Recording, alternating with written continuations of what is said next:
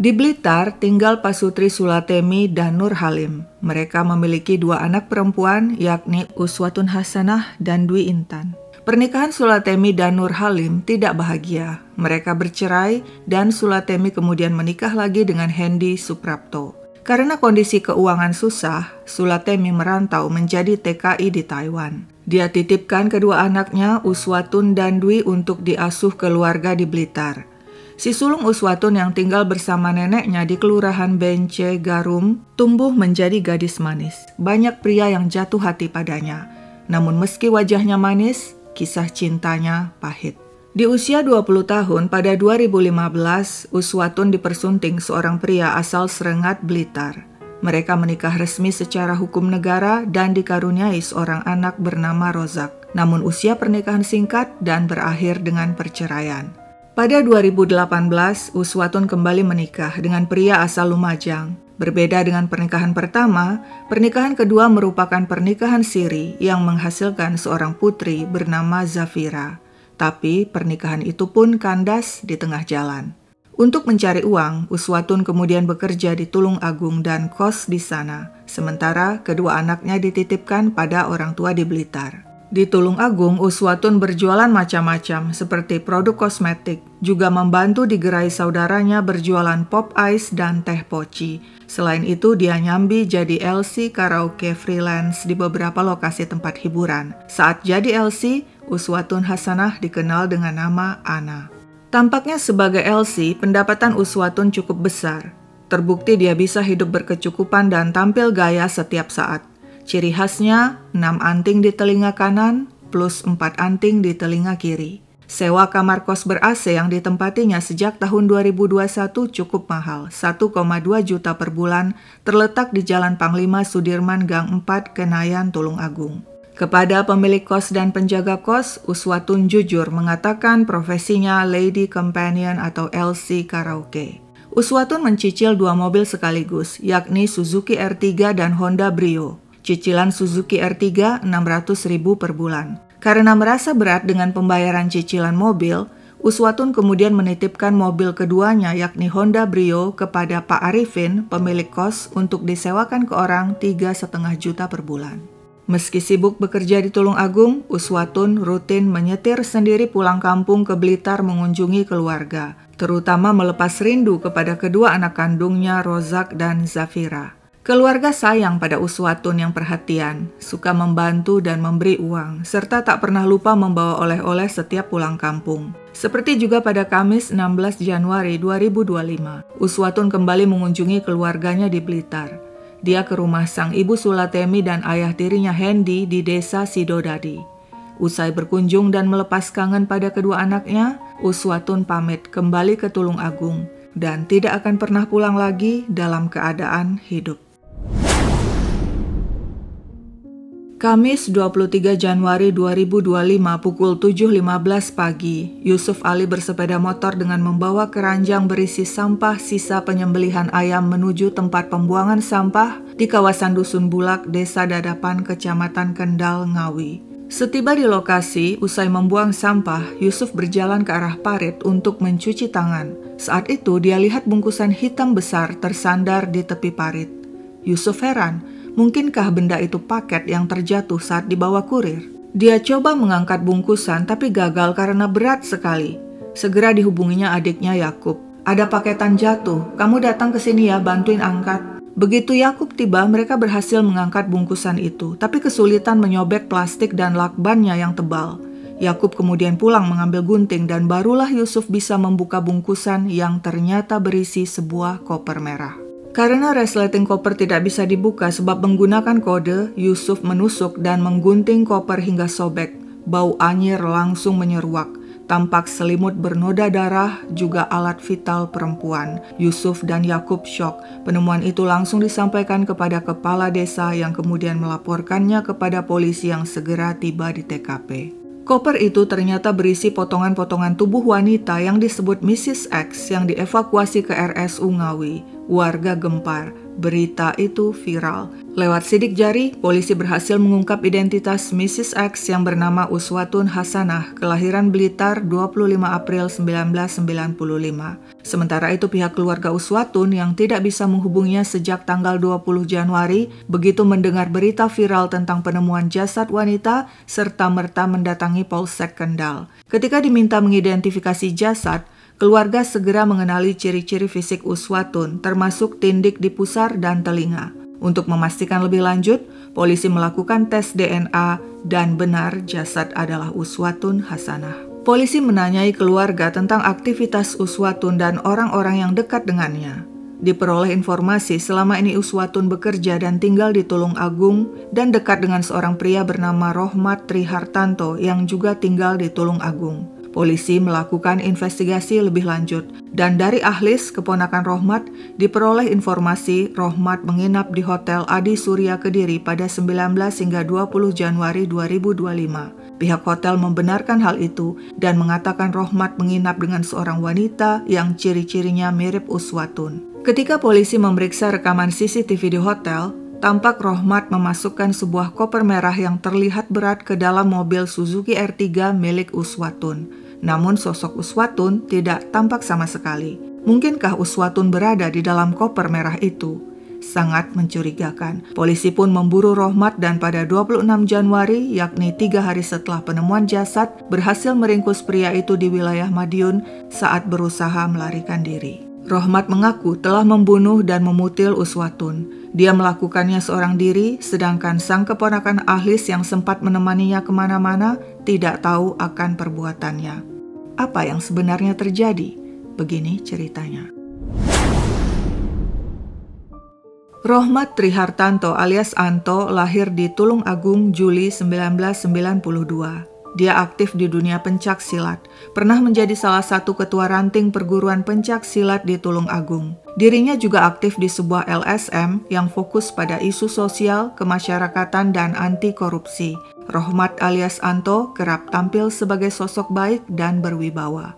Untuk mencari penghidupan yang lebih baik, Rohmat bekerja di Taiwan sebagai TKI di sebuah peternakan, sebelum kemudian bekerja di Korea Selatan di pabrik pengemasan. Setelah kontrak kerja selesai, Rohmat kembali ke kampung. Tapi bukannya mencari pekerjaan halal, dia malah jadi makelar jual beli mobil curian. Bisa dibilang dirinya penadah. Meski Rohmat sudah menikah dan memiliki seorang anak, dia masih suka melirik cewek-cewek lain. Pada tahun 2020, dia berkenalan dengan Uswatun Hasanah di sebuah hotel di Tulung Agung. Uswatun mengaku janda 2 anak dan bekerja sebagai LC karaoke. Rohmat mengatakan dirinya makelar jual beli mobil, sudah punya anak istri, dan pernikahannya tidak bahagia. Hubungan keduanya berlanjut dan pada 2021 mereka resmi menjalin asmara. Kepada Uswatun, Rohmat mengumbar janji akan menceraikan istrinya Sri dan menikahi Uswatun. Dia juga datang ke Blitar untuk berkenalan dengan orang tua Uswatun dan mengatakan dia adalah pacar Uswatun. Pada 2023 ketika Rohmat dan Uswatun hendak menikah siri, Hendy, ayah tiri Uswatun tidak setuju sebab Rohmat masih berstatus suami orang. Akhirnya menurut Rohmat, pernikahan siri itu dilakukan tanpa kehadiran wali. Setelah menikah siri, Rohmat tampaknya tak kunjung menepati janji menceraikan istrinya. Yang ada malah dia mengabarkan kepada Uswatun, istrinya Sri hamil lagi anak kedua. Uswatun yang merasa dikibuli marah. Katanya mau cerai, tapi kok malah istri hamil lagi. Menurut pengakuan Rohmat, Uswatun didampingi keluarga kemudian menemuinya di rumah Pak RT di Tulung Agung, menuntut kejelasan kapan Rohmat akan menikahi Uswatun secara resmi. Hal tersebut jadi sumber pertengkaran tiada henti, sehingga akhirnya Uswatun memutuskan hubungan bahkan sempat pindah ke Riau selama 2 minggu. Dan demikianlah waktu terus berlalu, hubungan Rohmat dan Uswatun putus. Tapi setahun kemudian pada April 2024, tiba-tiba Uswatun minta bertemu Rohmat. Alasannya, anak-anak Uswatun kangen dengan Rohmat. Mudah ditebak, asmara mereka yang mendingin kembali membara. Keduanya kerap bertemu di kosan Uswatun juga di hotel dan setiap bertemu selalu berhubungan intim. Demikianlah hubungan Rohmat dan Uswatun yang penuh gejolak terus berlanjut. Pada Minggu sore 19 Januari 2025, Rohmat berpamitan pada istrinya Sri. Aku mau ke Surabaya nganterin mobil ke pembeli. Tapi bukannya ke Surabaya, Rohmat malah janjian bertemu Uswatun di halte bus di dekat terminal bus Gayatri Tulung Agung. Pukul 6.15 sore, Uswatun datang menjemput dengan mengendarai Suzuki R3. Mereka menuju Kediri, lalu makan di sebuah restoran mewah dan pukul 8.15 malam check-in di kamar 301 di sebuah hotel di Kediri dengan menggunakan identitas SIM milik Rohmat. Di kamar, menurut pengakuan Rohmat, mereka berbincang santai, kemudian bercumbu. Tiba-tiba Uswatun berkata dengan kesal, "Aku melihat kamu jadi teringat wajah anakmu yang terakhir. Aku sebenarnya pengen punya anak dengan kamu, Pak. Tapi kalau ingat anak bungsumu, aku jengkel dan sakit hati." Rohmat menjawab, "Ya, mau gimana lagi, udah terlanjur." Uswatun mulai marah. "Ingat, kamu punya anak perempuan, jangan nyakitin hati perempuan." Rohmat jadi jengkel. "Kamu fokus aja dengan duniamu dan aku akan fokus ke keluargaku." Pertengkaran hebat pun pecah. "Ingat, kamu punya anak perempuan dan jangan bikin perempuan sakit hati. Tak doakan anakmu jadi lonte," teriak Uswatun. Kontan Rohmat naik pitam, anaknya dibawa-bawa. Dia cekik dan tindih Uswatun. Wanita itu meronta-ronta, berguling hingga kepalanya membentur sisi tempat tidur dan meja nakas. Tapi Rohmat terus mencekik hingga kemudian Uswatun terjatuh ke lantai, tidak bergerak. Saat mengecek nadinya, Rohmat yakin wanita itu telah meninggal. Rohmat berpikir-pikir cara menyingkirkan jasad Uswatun. Tidak mungkin jasad dibawa keluar kamar begitu saja karena nanti akan terekam kamera CCTV dia menggotong dan memasukkannya ke dalam mobil. Rohmat menemukan ide akan memasukkan jasad ke dalam koper besar agar tidak ketahuan. Tapi dia tidak membawa koper. Kopernya dari Korea dulu waktu jadi TKI disimpan di rumahnya di Tulung Agung. Rohmat pun menelpon keponakannya Aklis yang tinggal di Kediri. "Kamu bisa nggak bantuin nyopir ke Surabaya? Soalnya badanku capek. Aku mau jual mobil bekas nih." Aklis menyanggupi.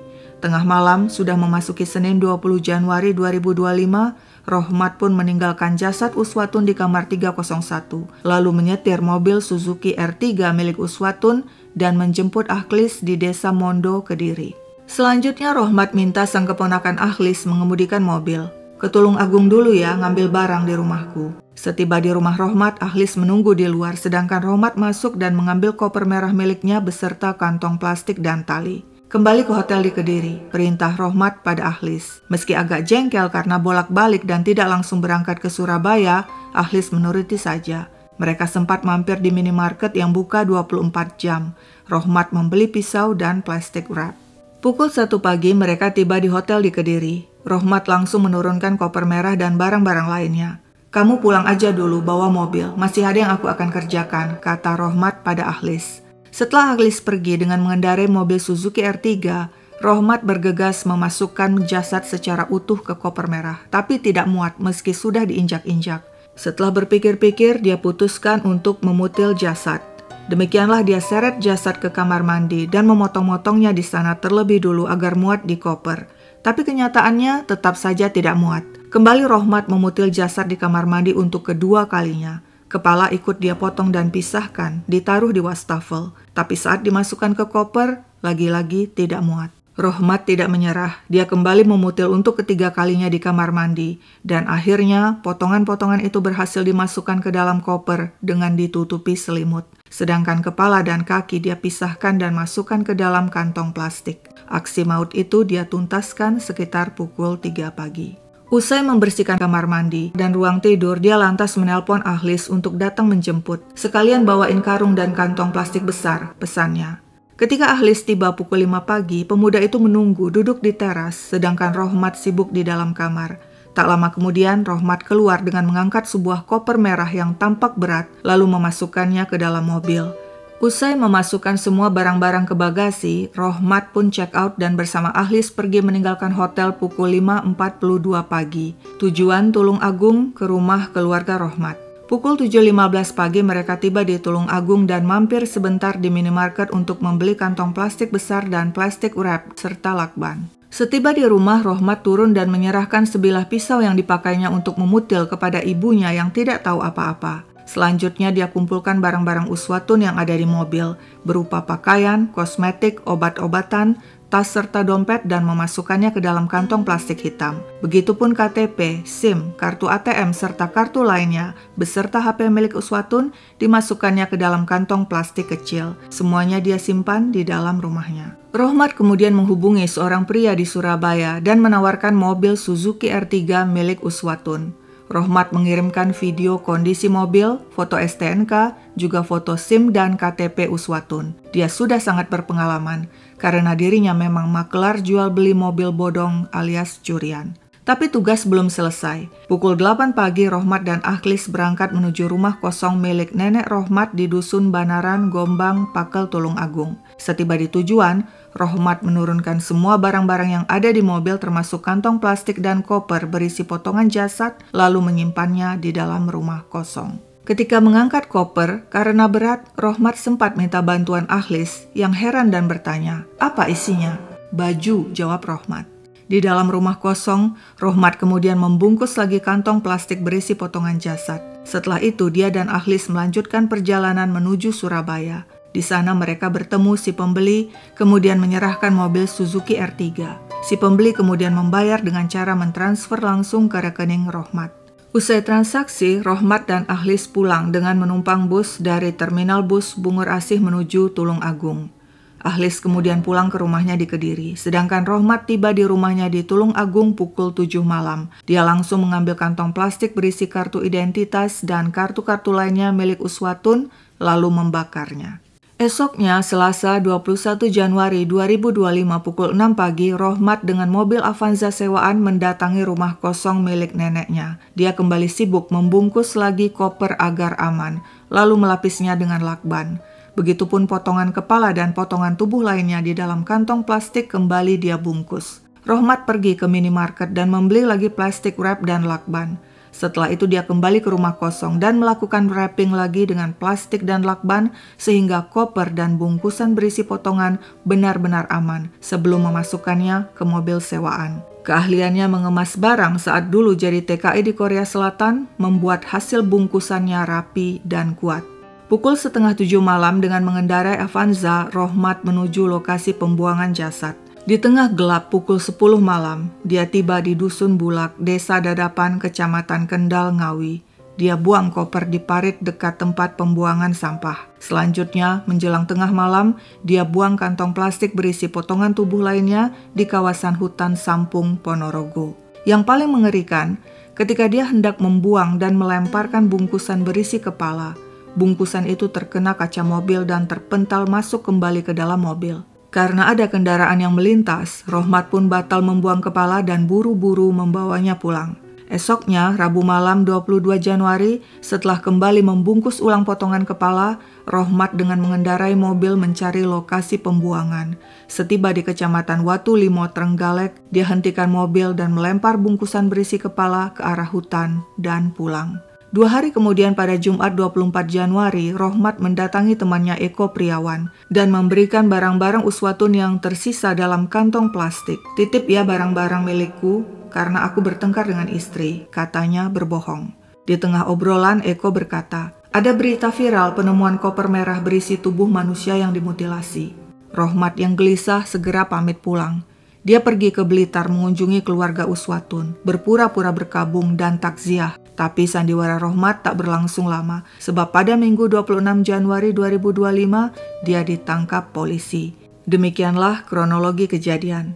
Menurut investigasi polisi, tidak ditemukan bukti Rohmat dan Uswatun pernah menikah siri. Selama ini Rohmat berbohong telah menikah siri dengan Uswatun agar bisa leluasa keluar masuk dan menginap di kosan Uswatun. Ayah kandung Uswatun, Nur Halim, juga tidak tahu soal nikah siri itu sebab dia merasa tidak pernah diberitahu dan tidak pernah hadir sebagai wali. Persidangan digelar di Pengadilan Negeri Kediri. Duduk sebagai terdakwa Rohmat Trihartanto alias Anto. Saksi-saksi dihadirkan termasuk keluarga Uswatun dan istri sah Rohmat. Sulatemi, ibu kandung Uswatun, bersaksi Rohmat alias Anto telah dikenalkan kepada keluarga. Biasanya Uswatun tidak akan mengenalkan laki-laki kepada keluarga jika tidak serius. Sebelum tragedi, Uswatun pernah bercerita dia sudah putus hubungan dengan Rohmat karena mereka sering cekcok. Kepada sang ibu, Uswatun juga bercerita sering memberikan bantuan uang kepada Rohmat karena kasihan pria itu memiliki tanggungan anak istri. Menurut sang ibu Sulatemi, Uswatun tengah dalam proses pembangunan rumah impian di Blitar yang dipercayakannya kepada ayah tirinya Hendy. Namun rumah itu belum jadi dan Uswatun telah meninggal dunia. Kepada majelis hakim, Sulatemi meminta keadilan, hutang nyawa dibayar nyawa. Dwi Intan, adik Uswatun, bersaksi dan mengatakan Rohmat pernah menampar Uswatun, juga pernah mengancam akan menyebarkan foto-foto mesum Uswatun. Tidak terima diancam, Uswatun didampingi Bude Maisaroh dan Dwi menemui Rohmat di rumah Pak RT sebab Rohmat tidak mengizinkan mereka datang ke rumah pria itu karena takut ketahuan istri. Saat itu Uswatun CS memperingatkan agar Rohmat jangan mengancam-ancam Uswatun. Tapi pengakuan Rohmat beda lagi. Dia bilang Uswatun CS mendatanginya karena menagih janji untuk dinikahi resmi. Chandra, penjaga kos, bersaksi Uswatun kos sejak tahun 2021 di Jalan Panglima Sudirman Gang 4 Kenayan, Tulung Agung dan bekerja sebagai LC karaoke secara freelance. Uswatun tidak pernah punya masalah dengan penghuni kos lainnya, tapi sebaliknya Uswatun kerap bertengkar dengan Rohmat. Menurut Chandra, puncaknya pada Juli 2024. Saat itu Rohmat mendatangi Uswatun di kosan marah-marah sebab Uswatun telah beberapa kali menerima tamu laki-laki di kamar kosnya dengan pintu tertutup. Keduanya bertengkar hebat. Terjadi pemukulan dan Rohmat menampar Uswatun. Saat itu menurut Chandra, Uswatun minta perlindungannya. "Mas, tolong, aku dikaploki." Turut bersaksi di persidangan Sri Juwantini, istri sah Rohmat.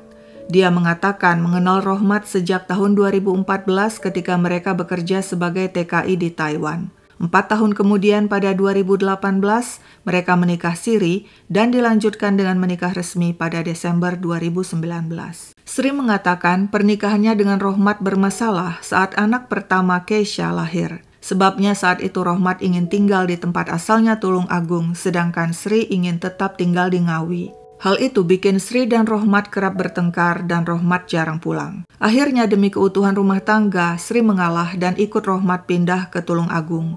Tapi ternyata masalah tidak selesai. Di Tulung Agung sama saja, Rohmat tetap jarang pulang. Dia juga tidak transparan soal penghasilan hingga Sri curiga Rohmat punya simpanan. Ketika anak kedua mereka Abela lahir, Rohmat sedikit berubah lebih baik, namun tetap saja jarang pulang. Kecurigaan Sri semakin kuat Rohmat selingkuh ketika menemukan rambut panjang wanita di pakaian suaminya. Puncaknya ketika seorang tetangga melapor pada Sri, ada seorang wanita bersama keluarganya mencari Rohmat minta pertanggungjawaban untuk dinikahi secara sah. Sri melabrak Rohmat. "Apa kamu pernah nikah siri?" Rohmat menjawab, "Nggak pernah, aku nggak pernah punya hubungan dengan perempuan lain." Sri mengaku tidak pernah bertemu Uswatun. Kepada majelis hakim, Sri minta agar hukuman suaminya diringankan karena mereka masih memiliki 2 anak perempuan yang masih kecil yang membutuhkan sosok seorang ayah. Psikolog Riza Wahyuni yang memeriksa kejiwaan Rohmat bersaksi di persidangan. Menurutnya saat awal bertemu, Rohmat tampak tenang, tersenyum-senyum tanpa beban. Dari hasil wawancara, sang psikolog menyimpulkan Rohmat ramah dan mudah bergaul, egois, manipulatif, pemarah, kerap cekcok dengan keluarga, narsis dan suka dipuji, perayu, serta punya sikap curiga yang besar hingga cenderung psikopat. Menurut sang psikolog, psikopat adalah istilah non-medis yang menggambarkan seseorang dengan gangguan kepribadian yang dicirikan oleh kurangnya empati, rasa bersalah, dan penyesalan. Mereka seringkali manipulatif, impulsif, dan memiliki kecenderungan untuk melanggar norma sosial dan aturan. Seorang psikopat bisa berubah namun tidak bisa sembuh total dari gangguan psikopat. Awal mula sikap atau perilaku psikopat pada diri seseorang bisa dilihat sejak awal kelahiran. Misalnya saat mengandung, sang ibu mengalami kekerasan fisik dan mental, maka akan membentuk karakter bayi dalam kandungan. Fase selanjutnya adalah cara mendidik serta lingkungan sekeliling juga sangat mempengaruhi kejiwaan seseorang. Di persidangan, Rohmat mengaku dirinya dan Uswatun kerap bertengkar. Dia juga menuding sikap minus Uswatun. Menurutnya, setiap diajak putus, Uswatun menolak dan menjawab, "Tidak ada yang bisa memisahkan kita kecuali maut." Uswatun bahkan pernah mengancam bundir. Di akhir rangkaian persidangan, majelis hakim menyatakan keadaan yang memberatkan terdakwa Rohmat sadis, melanggar prinsip-prinsip penghargaan kepada manusia sebagai makhluk ciptaan Tuhan Yang Maha Esa. Selama persidangan, keluarga korban khususnya ibu kandung korban berharap Rohmat dijatuhi hukuman seberat-beratnya. Setelah melakukan aksinya, Rohmat tidak langsung menyerahkan diri kepada polisi dan hal ini membuktikan Rohmat tidak memiliki rasa penyesalan. Sedangkan keadaan yang meringankan tidak ada. Dan demikianlah Majelis Hakim menyatakan Rohmat Trihartanto terbukti secara sah dan meyakinkan bersalah melakukan tindak pidana pembunuhan berencana sesuai pasal 340 KUHP. Sri Juwantini, istri Rohmat, di persidangan mengatakan Uswatun meninggal dengan cara tragis akibat balasan Tuhan karena Uswatun telah merebut suaminya, merebut ayah anak-anaknya. Sri tidak pernah menyalahkan suaminya. Dia justru menyalahkan Uswatun. Sudah tahu Rohmat punya anak istri, masih juga didekati. Menurut Sri, Rohmat meskipun jarang pulang dan tukang selingkuh, sangat menyayangi keluarga, terutama anak-anaknya. Jika anak-anak minta jajan, meski malam hari, Rohmat langsung membelikan ke minimarket. Sri juga mengatakan jika berada di rumah, Rohmat selalu dekat dan bermain dengan anak-anak. Rohmat tidak pernah memukul atau bersikap kasar pada Sri. Dan demikianlah permintaan Sri agar hukuman Rohmat diringankan tampaknya terkabul. Pria itu tidak dihukum mati sesuai tuntutan jaksa penuntut umum, melainkan divonis penjara seumur hidup oleh Majelis Hakim pada September 2025. Bagaimana menurut kamu? Sekian dulu ceritaku, sampai jumpa kapan-kapan.